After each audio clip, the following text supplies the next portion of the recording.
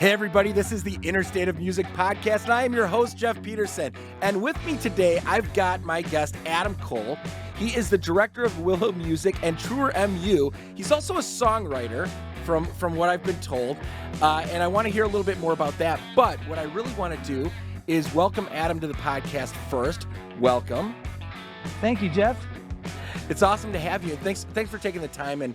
And what I really want to get into is kind of where you were at and what got you to what you're doing today, because honestly, we can sit here and talk about your current project, but I want to kind of know so that the listeners and viewers can kind of find out if there's similarities and what your journey has been, something that they can connect to. So let's start that connecting process of what you've been up to. And what did songwriter kind of start earlier on in your career, way before the whole Willow Music and TruerMU? Oh, absolutely. I started writing songs when I was about 15 or 16, which was kind of late. I think a lot of songwriters get their first idea they want to write when they're 10 or 11. But I kind of caught into it by the end. Who the hell writes a song at 10 years old? People are writing songs at 10? Lennon and McCartney the Beatles were writing songs at 13, 14. A lot of guys, I didn't even care that much about music until I was, 16 or 17. It hit me really late. But when it hit me hard. Okay. And I was also kind of mad because when I tried to write a song, I couldn't. And I didn't like that at all. Like, what? I should be able to do this. And so I spent the next 30 years trying to figure out how to write good songs. Well, and I think that's such an important thing to say, because honestly, anybody that has music as part of their life, and I mean, like, they're driving to work, they've got a certain channel on they're listening to. Nowadays you've got the whole Spotify and Pandora and all this kind of stuff, and you've got your channels and you're clicking on all the music that you like, because it's kind of mood based. It's like, what mood am I in, what do I want to listen to, kind of that passion side of it.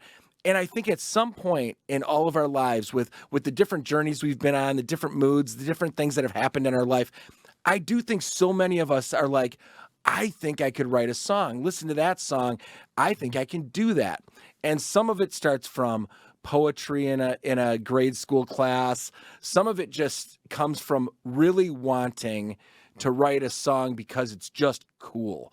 So at what point was it more of an influence from school, from others, or was it just like, I want to do it because I think it'd be cool?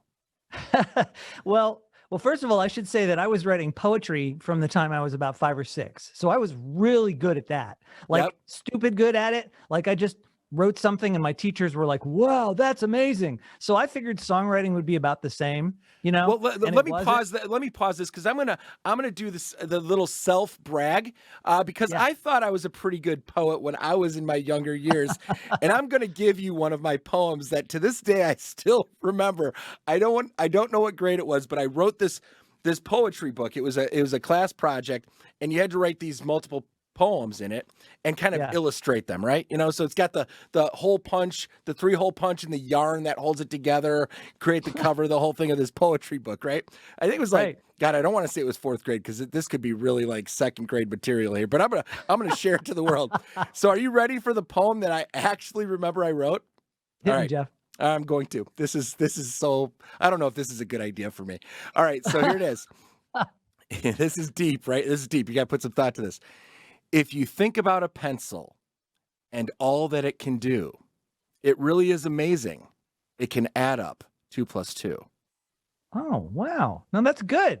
Right? I like that. So good. It's got the rhythm. It means something. That's put it to music, and T-Swizzle could make this a hit.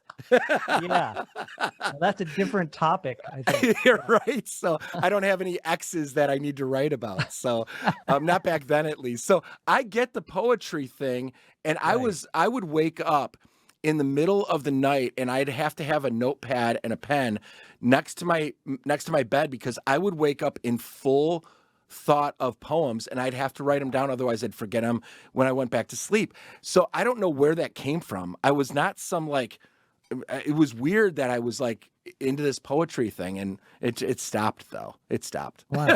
Well, it never stopped for me, but what happened was that whereas I wasn't all that interested in music when I was a kid, I liked words and I read books.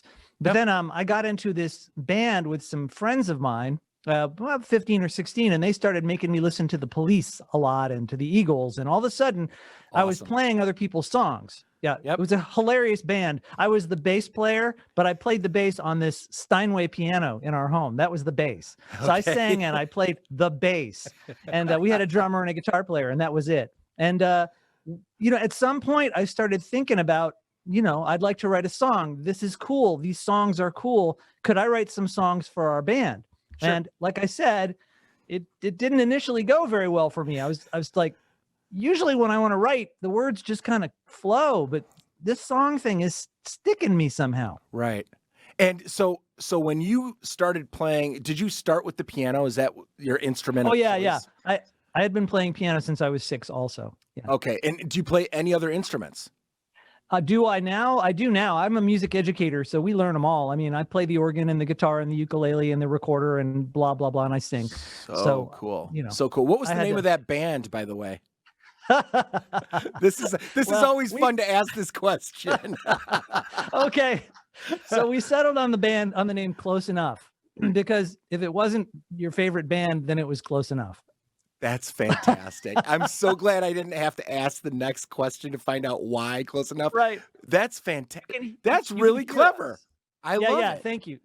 My first album, which you can find if you go to Apple Music, you can hear us. All the original tracks we eventually recorded are on that first album called What Was Once Close Enough. So if you're curious about our first band, I'm curious. I'm going to go back and listen. That's fantastic. So you're talking about being an educator. Yeah. At what point? So you're in high school, you're doing this, you're playing a band and doing some things that are close enough. And so all of a sudden it starts to get to a point where you've got to decide what you're going to do. And are you going to go to college or you're not going to go to college? What was that process and what got you to, through to being an educator? Oh, well, first of all, I never wanted to be a teacher at all. I thought these teachers are working too hard. What a miserable life. No, thank you. No, no, no. Summers off isn't worth it. No. Got to deal with these kids crazy. All day. Yeah, right. I thought they're crazy. No way. Right. Going to college was never an option. It was always assumed I would go to college. I figured I was going to go to college to be a writer, which I did. I mean, I did become a writer, but when you say writer, you're talking about you're going to be like a journalist. You want to write a book, a novelist. Yeah. Okay.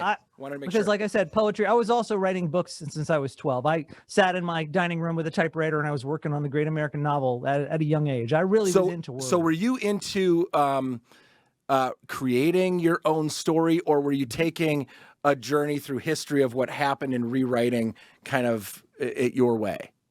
I wanted to be the next J.R.R. Tolkien. That's what I was after. Unbelievable. How many books have you written? Oh, at this point, probably more than 20. Unbelievable. Good for you, man. That's a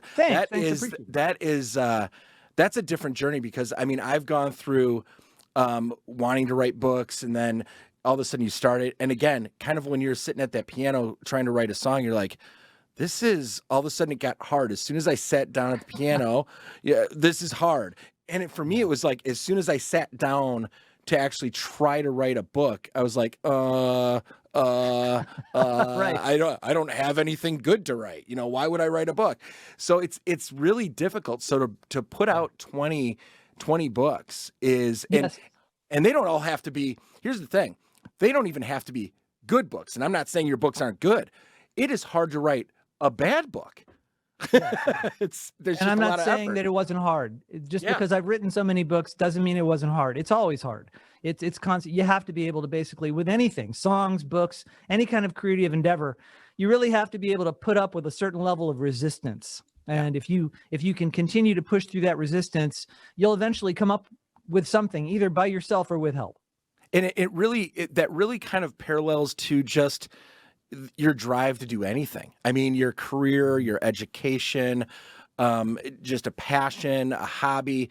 It really does come down to personal drive. And you sit there and you look at people and people complain, oh, I just can't do this. I haven't done that. It's like, and you look at them and you're like, I think it's kind of, you just don't really wake up in the morning wanting to do it bad enough, is really kind of what it ends up being. And I think so much comes just from getting that personal drive or an outside influence that's just saying, you can do this. Come on, let's go. Let's do this. Right. And kind of dragging you through a process to get the motor running, so to speak.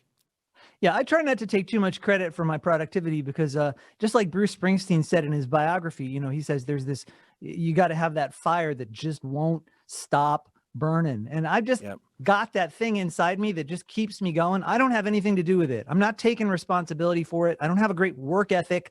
I just can't stop. So since I can't stop, I don't stop.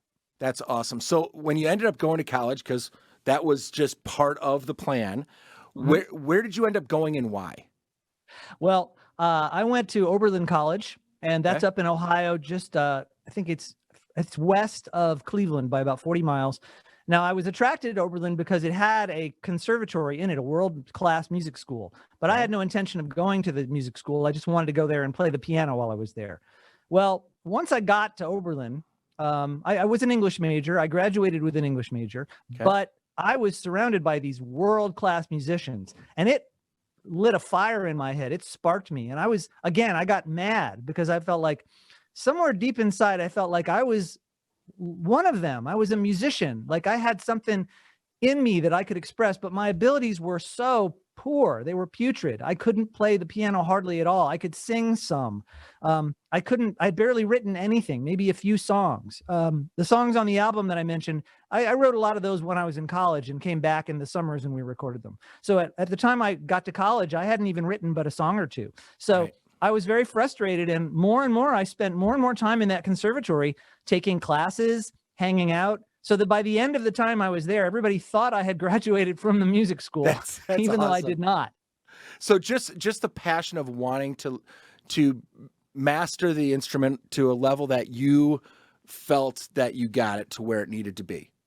Well, that was the plan. It took me another 25 years to do that. I got excited by jazz. I studied with a man named Neil Creaky, who was nice enough to teach me, even though I wasn't in the jazz department. And I left college thinking I was going to come home and become a professional piano player. I got a job with the Atlanta Ballet playing classes, and I got a jazz trio going in the city. And I kept studying, and I just started going from there. And I wrote songs on the side the whole time. And the English major aspect of finishing college, where did that come into play for you?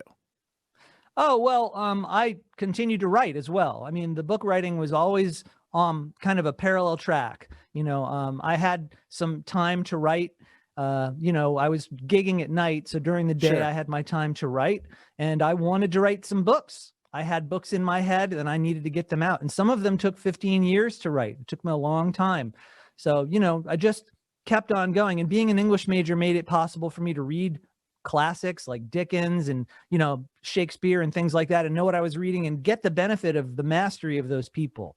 The knowing what you're reading when you're talking about those authors and those books. I mean, that is an important aspect of it, because you can go in and just read a whole bunch of words and kind of think you might know what's going on, but you've got to know on those authors. You need to get it a little bit deeper in order to really kind of hold on to it. So how are you paying the bills?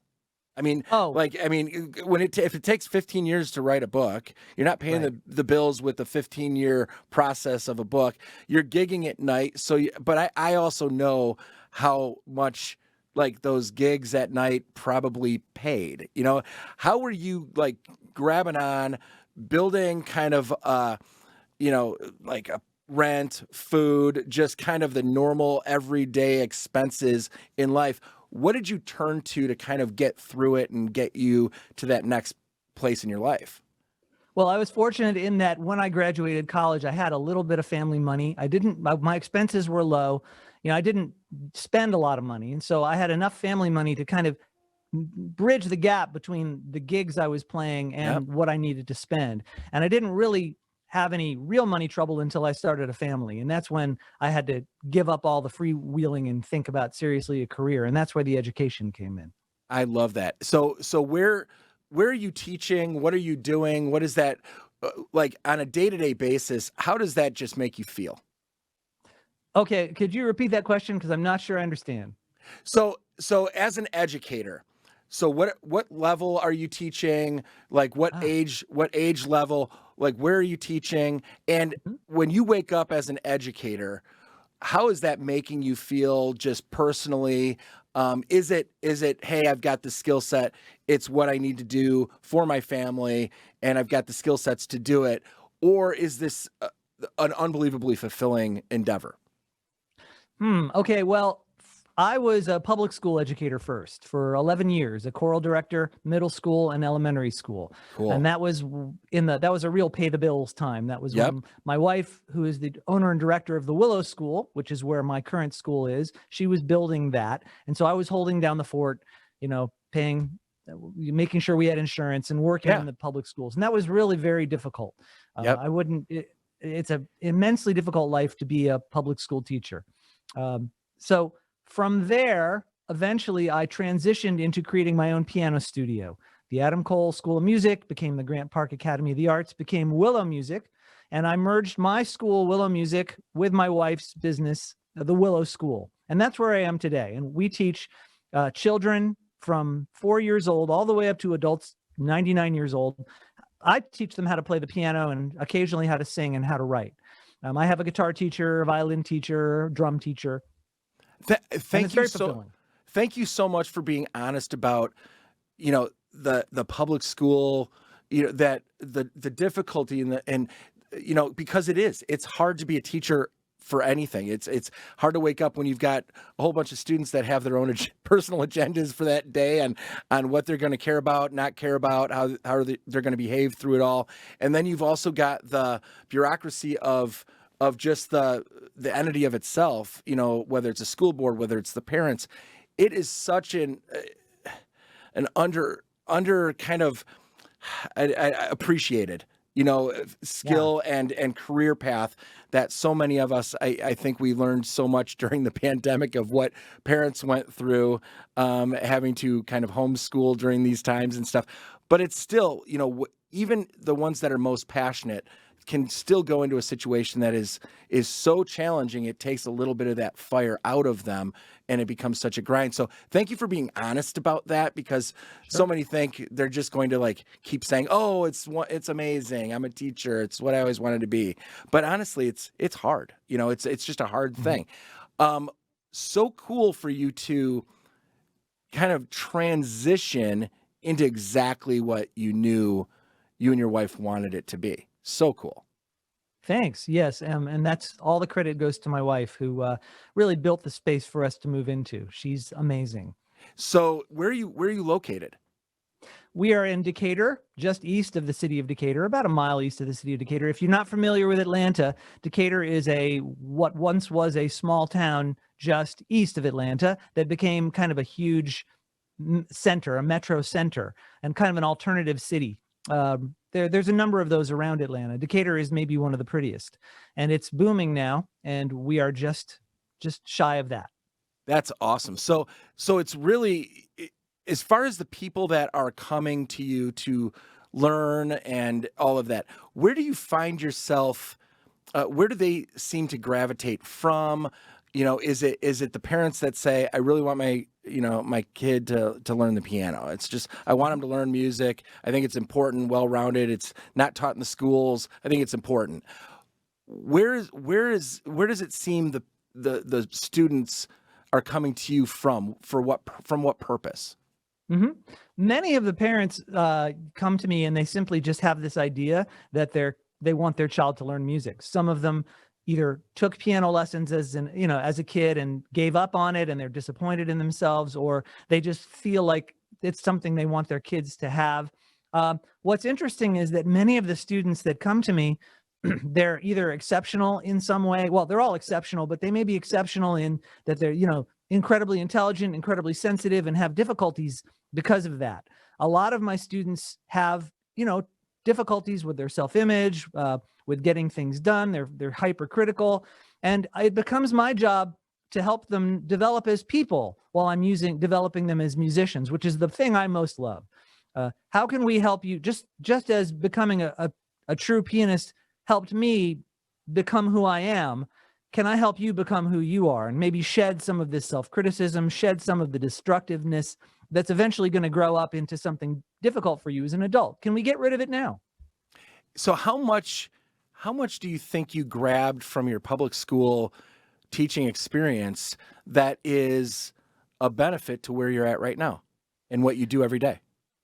Public school teaches you some very powerful things because you don't have time to mess around. You learn very quickly to streamline your teaching, to figure out what is going to be effective, and to stop enjoying the sound of your own voice, frankly, because kids pick up on that right away. So if Right. you're standing in front of a class and you're starting to try to talk like somebody from a movie, the kids in about 30 seconds will tune you out. Someone will throw something across the room. So every word's got to count. You have to be talking to them, and you have to have your act together. You have to be prepared before you teach and know what it is you're trying to teach them and how best to do it. So I'm immensely grateful for that And experience. and I've got to think, when you're talking about public school, you get all kinds of Mhm. students. You get the ones that are really trying to, be the best student possible. You got the ones that are just like, man, I can't stand being here. I don't want to be here. Some days they just don't show up because they don't want to be there. And you got all those middle of the roads out there. So I've got to think some of this is also giving you the ability to, every student that you have right now, you're able to kind of quickly figure them out as they are as individuals, as quickly as they're figuring you out. Good point. Yeah. And I didn't think about them figuring me out. I'm not sure to what extent they do that, but they trust me. Well, I think I you're think, right. There is some, hey, although I have to be if they're careful. gonna trust you, they figured you out. Because let me put it this way: in today's world, I mean, there's so much you've got to earn trust Yeah. before they share. So I think for them to trust you and actually share with you, they've bought into an aspect of you that they truly feel is authentic enough for them to share it. Right? That's the And way I that's think. nice. I guess maybe the trust is built by my not really assuming I know what they are or who they are. You've suggested that I can maybe hone in on who they are quickly. That may be true, but it's more likely that I'm really just listening to them as much as I can. And, I may say something like, I think you're the kind of person who beats himself up a lot. And maybe we want to watch out as you're doing this to find a way to not do that. But I wouldn't just say, you beat up on yourself too much. Stop it. More like, is that true about you? Do you think you're beating yourself up a lot? And they go, yeah. And so it's that listening that develops the trust, you know. And asking questions to try to get somewhere. I mean, asking, Mhm. not some kind of like pointed questions, but just kind of bringing them into the fold and having them feel as though they're part of the conversation instead of just being talked to. Well, they are. They have to be. They have to be. Yeah. Otherwise, it's boring for me. I mean, I really want to engage with them and, for us to go somewhere together, with them taking the lead if possible. Well, and what is the purpose process of your education, of the way that you do it? You've got a student at whatever age they are. What do you give them as far as a purpose on why they're there? What's the next step and all of the rest of it so that they stay engaged? It's great. So, first of all, I teach all my students both classical, how to read music, and how to play jazz. We start with the blues. So, I make sure that they are improvising and making up their own music the entire time, that there's always an aspect of them expressing themselves with as little interference as possible, in addition to having to learn what someone else has done. So, they get better and better at that. I try to work my lessons so that they make steady progress with all of that. They become better players on a daily basis, and they can see it. As they see they're getting better, they continue and they want to continue to do it. But there's also that aspect of, just watching themselves overcome some of their own issues. Maybe their desire to rush, to hurry the learning. Maybe they start to see, yeah, why am I in such a hurry to get through this piece of music? Because he's just going to give me another one when I'm done. Why do I want to rush? Why am I always looking at him every time I mess up? He's not going to hurt me. Right. Why am I doing that? And these are, as they over a couple of years, they start to see themselves as different people. And I think they like that. I know I do. Right. I totally agree with that. So let me ask you a quick question. You talk about the style of music and the way you teach it. What if you've got a kid that wants to learn the Police, the Eagles, and the Beatles? Are they kind of like, hey, I don't want to learn blues? What if they say that to you? Well, so I haven't really had that experience yet. Okay. If they did, here's what I would say. I would say, that's great. I think we need to be sure you can do that. Right now, if you were to try to learn some of those songs, we would go two directions. One is I'd be putting music in front of you that is really easy and doesn't sound anything like those songs, and you won't enjoy it. Or two, I'll be dropping these arrangements in front of you that are ridiculously hard, and you won't be able to play them. So what we should do, if you'll allow me, is let me improve your reading and your piano skills for a while. And when they get to a certain point, then we can go there and we can learn whatever you want. And that's usually how I approach it. That's fantastic, because I love the fact that you're so open-minded and so understanding of the individual versus, but still realizing the importance of the baseline of what they need to kind of have. And I think so much of the educators that are out there and also the students understanding the importance of the baseline is really what gets you to the finish line, so to speak. Yes. There really has to be a balance between, my way or the highway versus whatever you want, kid. It's got to be somewhere in the middle, and not just for their sakes, but for your sake as well. You have to be able to steer the ship. You got to go faster than the current. If you're on a raft and you're going down a river, you have to be able to go faster than the current or you can't steer.